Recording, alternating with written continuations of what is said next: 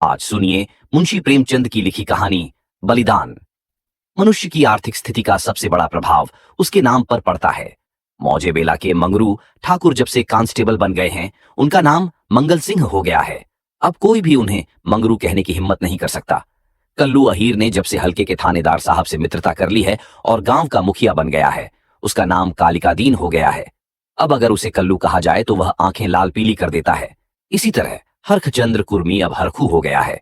20 साल पहले उसके यहाँ शक्कर बनती थी, कई हल्की खेती होती थी और कारोबार खूब फलता फूलता था।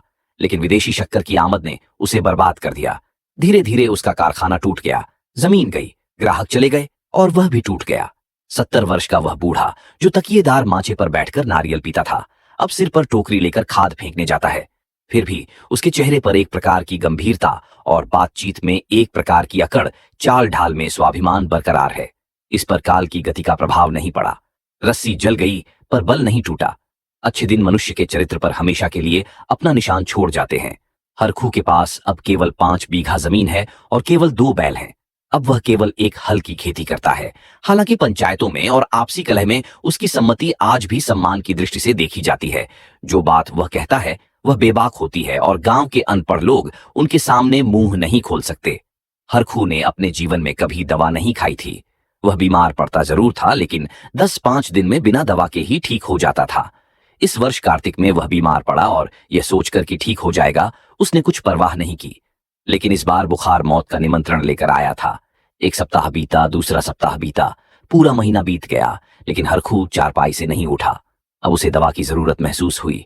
उसका लड़का गिरधारी कभी नीम की सीखे पिलाता, कभी घुर्ज का सत, कभी गदापूर्णा की जड़, लेकिन इन औषधियों से कोई फायदा नहीं हुआ। हरखू को विश्वास हो गया कि अब उसकी मौत का समय आ गया है। एक दिन मंगल सिंह उसे देखने गए। बेचारा टूटी खाट पर पड़ा राम नाम जप रहा था। मंगल सिंह ने कहा, बाबा, बिना दवा खाए अच्छे नहीं हो सकते, कुनैन क्यों नहीं लेते? हरखू ने उदासीन भाव से कहा, तो लेते आना। दूसरे दिन कालिकादीन ने आकर कहा, बाबा, 2-4 दिन कोई दवा ले लो। अब तुम्हारी जवानी की देह नहीं है कि बिना दवा के ठीक हो जाओगे। हरखू ने उसी मंद भाव से कहा, तो लेते आना। लेकिन रोगी को देखने आना एक बात है, दवा लाकर देना दूसरी बात। पहली बात शिष्टाचार से होती है, दूसरी सच्ची संवेदनशीलता से। न तो मंगल सिंह ने खबर ली, न कालिकादीन ने, न किसी और ने। हरखू दालान में खाट पर पड़ा रहता। मंगल सिंह कभी नजर आते तो कहता, भैया, वह दवा नहीं लाए? मंगल सिंह कतरा कर निकल जाते। कालिकादीन दिखते तो उनसे भी यही सवाल करता, लेकिन वह भी नजर बचा जाते। या तो उन्हें यह समझ नहीं आता कि दवा पैसे के बिना नहीं आती, या वे पैसे को जान से प्रिय समझते थे, या फिर जीवन से निराश हो गए थे। उन्होंने कभी दवा के दाम की बात नहीं की। दवा नहीं आई, उसकी स्थिति दिनों दिन बिगड़ती गई। अंततः 5 महीने कष्ट भोगने के बाद उसने ठीक होली के दिन शरीर त्याग दिया।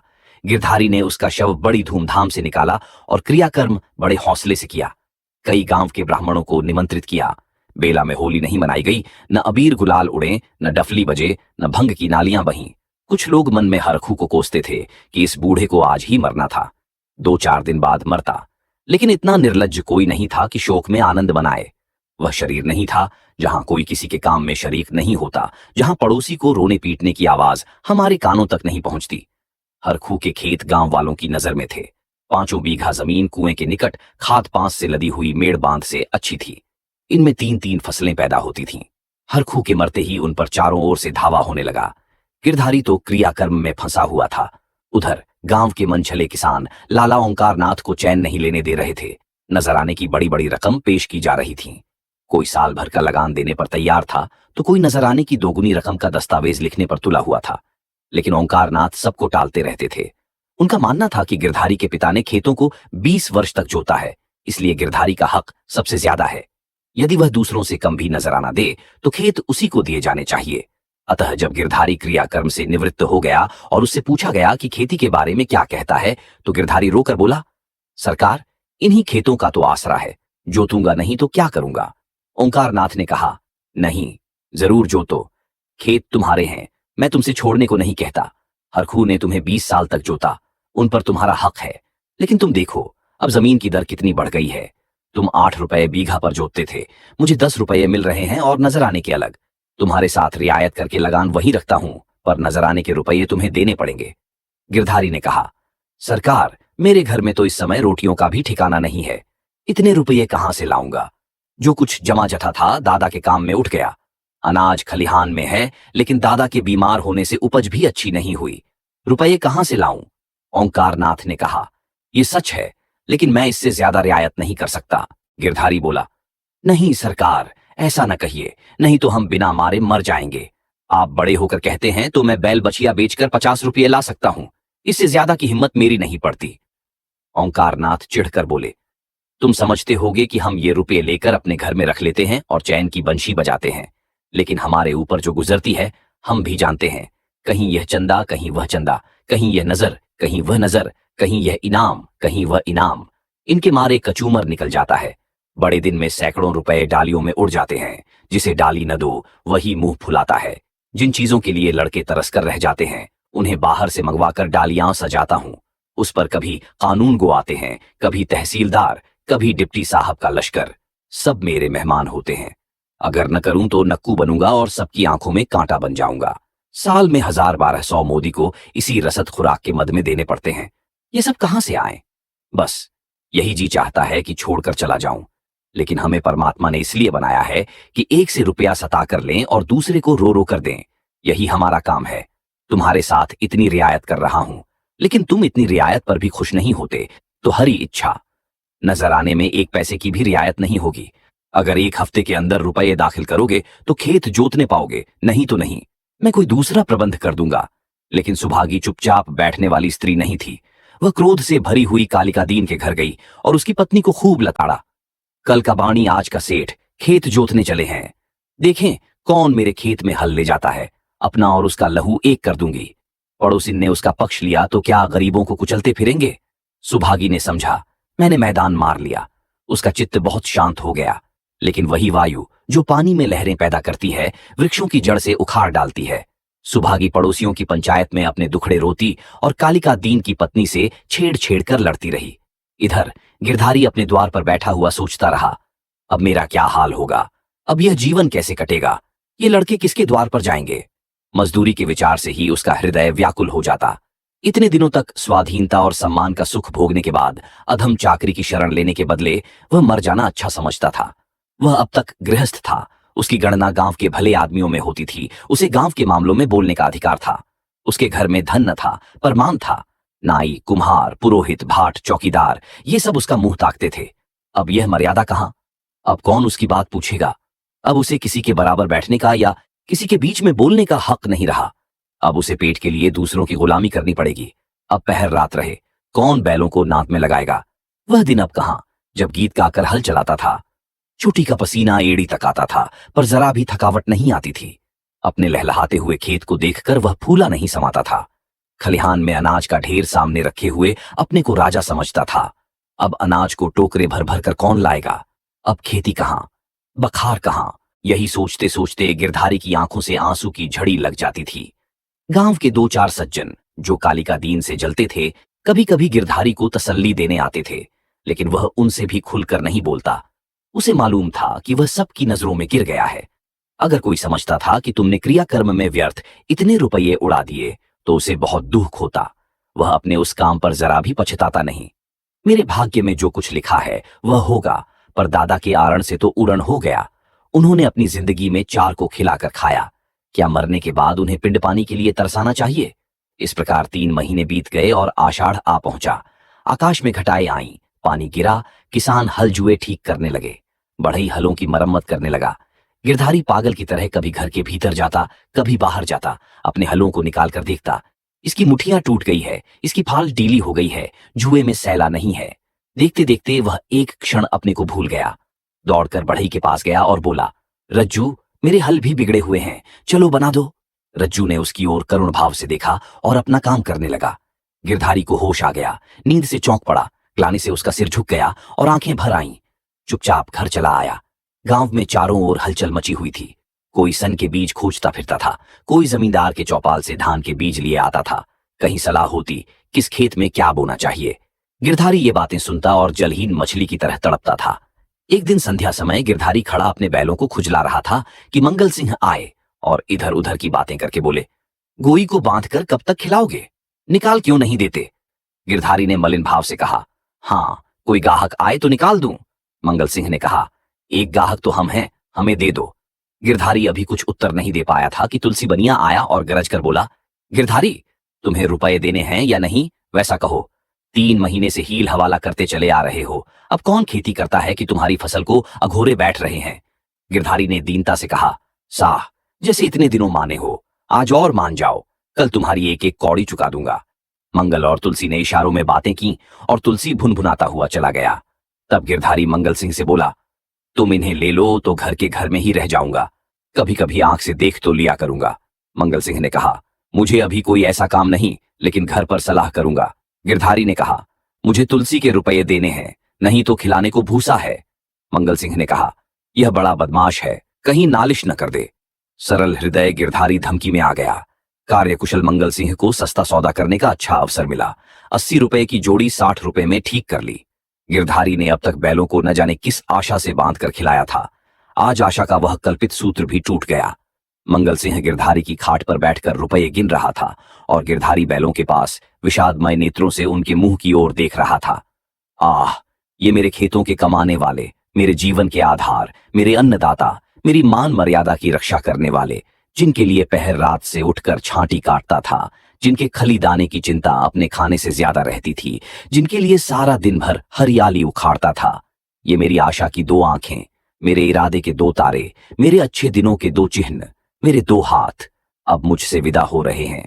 जब मंगल सिंह ने रुपए गिनकर रख दिए और बैलों को ले चले, तब गिरधारी उनके कंधों पर सिर रखकर खूब फूट फूट कर रोया। जैसा कन्या मायके से विदा होते समय माँ बाप के पैरों को नहीं छोड़ती, उसी तरह गिरधारी इन बैलों को न छोड़ता था। सुभागी भी दालान में पड़ी रो रही थी और छोटा लड़का मंगल सिंह को एक बांस की छड़ी से मार रहा था। रात को गिरधारी ने कुछ नहीं खाया, चारपाई पर पड़ा रहा। प्रातःकाल सुभागी चिलम भरकर ले गई तो वह चारपाई पर न था। उसने समझा कहीं गए होंगे, लेकिन जब 2-3 घड़ी दिन चढ़ आया और वह न लौटा तो उसने रोना धोना शुरू किया। गांव के लोग जमा हो गए, चारों ओर खोज होने लगी, पर गिरधारी का पता न चला। गिरधारी उदास और निराश होकर घर आया। 100 रुपए का प्रबंध करना उसके काबू के बाहर था। सोचने लगा, अगर दोनों बैल बेच दूं तो खेत ही लेकर क्या करूंगा, घर बेचूं तो यहां लेने वाला ही कौन है, और फिर बाप दादों का नाम डूबता है। 4-5 पेड़ हैं, लेकिन उन्हें बेचकर 25 रुपए या 30 रुपए से अधिक नहीं मिलेंगे।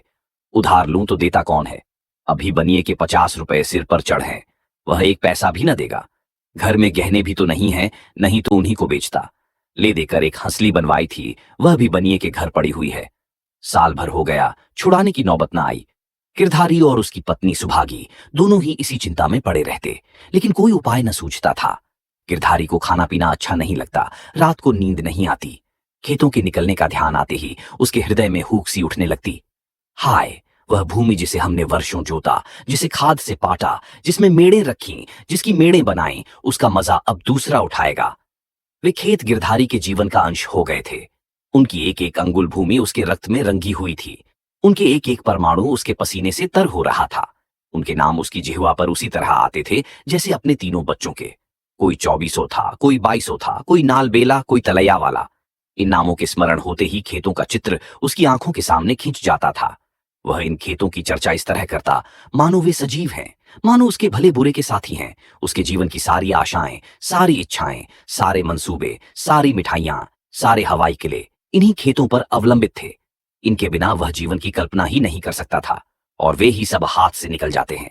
वह घबराकर घर से निकल जाता और घंटों खेतों की मेड़ों पर बैठा हुआ रोता, मानो उनसे विदा हो रहा है। इस तरह 1 सप्ताह बीत गया और गिरधारी रुपए का कोई बंदोबस्त न कर सका। 8वें दिन उसे मालूम हुआ कि कालिका दीन ने 100 रुपए नजराने देकर 10 रुपए बीघे पर खेत ले लिए। गिरधारी ने एक ठंडी सांस ली। एक क्षण के बाद वह अपने दादा का नाम लेकर बिलख बिलख कर रोने लगा। उस दिन घर में चूल्हा नहीं जला। ऐसा मालूम होता था मानो हरखू आज ही मरा है। संध्या हो गई थी, अंधेरा छा रहा था। सुभागी ने दिया जलाकर गिरधारी के सिरहाने रख दिया था और बैठी द्वार की ओर ताक रही थी कि सहसा उसे पैरों की आहट मालूम हुई। सुभागी का हृदय धड़क उठा। वह दौड़कर बाहर आई, इधर उधर ताकने लगी। उसने देखा कि गिरधारी बैलों की नाद के पास सिर झुकाए खड़ा है। सुभागी बोल उठी, घर आओ, वहां खड़े क्या कर रहे हो, आज सारे दिन कहां रहे। यह कहते हुए वह गिरधारी की ओर चली। गिरधारी ने कुछ उत्तर नहीं दिया। वह पीछे हटने लगा और थोड़ी दूर जाकर गायब हो गया। सुभागी चिल्लाई और मूर्छित होकर गिर पड़ी। दूसरे दिन कालिका दीन हल लेकर अपने नए खेत पर पहुंचे। अभी कुछ अंधेरा था। वह बैलों को हल में लगा रहे थे कि यकायक उन्होंने देखा कि गिरधारी खेत की मेड़ पर खड़ा है। वही मिर्जई, वही पगड़ी, वही सोंटा। कालिका दीन ने कहा, अरे गिरधारी, मर्दे आदमी, तुम यहां खड़े हो और बेचारी सुभागी हैरान हो रही है, कहां से आ रहे हो? ये कहते हुए बैलों को छोड़कर गिरधारी की ओर चले। गिरधारी पीछे हटने लगा और पीछे वाले कुएं में कूद पड़ा। कालिका दीन ने चीख मारी और हल बैल वहीं छोड़कर भागा। सारे गांव में शोर मच गया। लोग नाना प्रकार की कल्पनाएं करने लगे। कालिका दीन को गिरधारी वाले खेतों में जाने की हिम्मत न पड़ी। गिरधारी को गायब हुए 6 महीने बीत चुके हैं। उसका बड़ा लड़का अब 1 ईंट के भट्टे पर काम करता है और 20 रुपए महीने घर आता है। अब वह कमीज और अंग्रेजी जूता पहनता है। घर में दोनों जून तरकारी पकती है और जौ के बदले गेहूं खाया जाता है। लेकिन गांव में उसका कुछ भी आदर नहीं। अब वह मजदूर है। सुभागी अब पराए गांव में आए कुत्ते की तरह दबकती फिरती है। वह अब पंचायत में भी नहीं बैठती। वह अब मजदूर की मां है। कालिका दीन ने गिरधारी के खेतों से इस्तीफा दे दिया है, क्योंकि गिरधारी अभी तक अपने खेतों के चारों तरफ मंडराया करता है। अंधेरा होते ही वह मेंढ पर आकर बैठ जाता है और कभी कभी रात को उधर से उसके रोने की आवाज सुनाई देती है। वह किसी से बोलता नहीं, किसी को छेड़ता नहीं। उसे केवल अपने खेतों को देखकर संतोष होता है। दिया जलने के बाद उधर का रास्ता बंद हो जाता है। लाला ओंकार नाथ बहुत चाहते हैं कि ये खेत उठ जाए, लेकिन गांव के लोग उन खेतों का नाम लेते डरते हैं। मुंशी प्रेमचंद की कहानी बलिदान हमें कई महत्वपूर्ण शिक्षाएं देती है। सबसे पहले यह कहानी मानवता और त्याग के मूल्य को उजागर करती है।